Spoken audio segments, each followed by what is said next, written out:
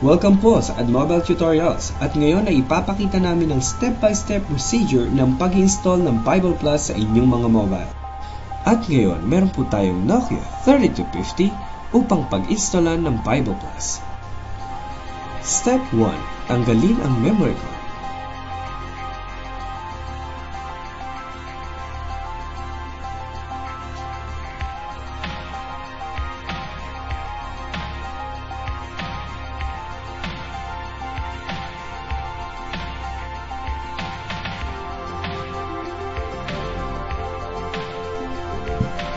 Step 2. I-plug ang iyong memory card sa card reader.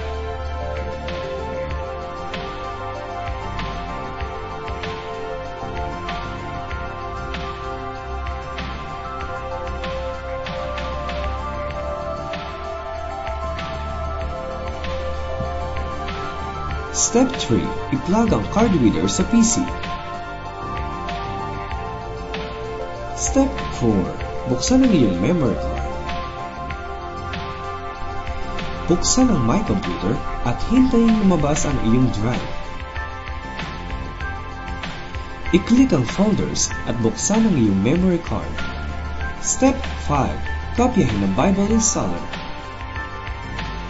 At ngayon, kopyahin ang Bible Installer at i-paste ito kahit saan sa loob ng iyong memory card.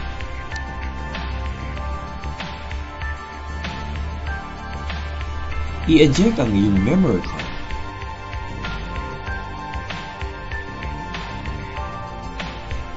Para maiwasan ang memory card corruption, palaging gamitin ang Windows Safety Remove function. Step 6. Alisin ang memory card mula sa card reader.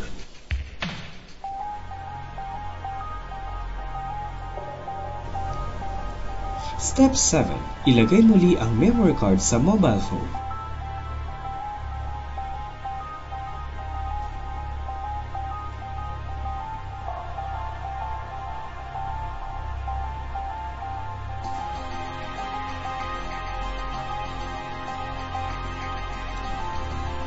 Step 8. I-install ang Bible.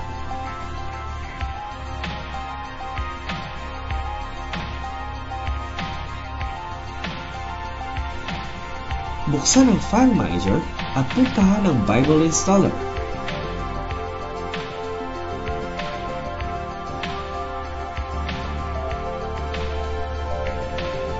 Pindutin ang Yes para ma-install ang Bible Plus. Pindutin ang Continue. Pindutin ang Continue. Palaging i-install ang Bible Plus sa iyong memory card.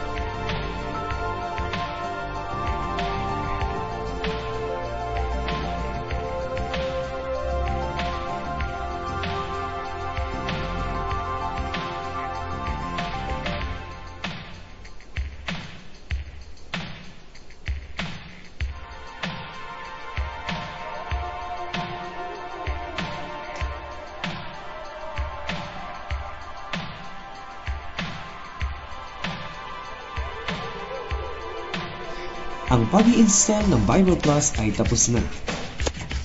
To God be the glory.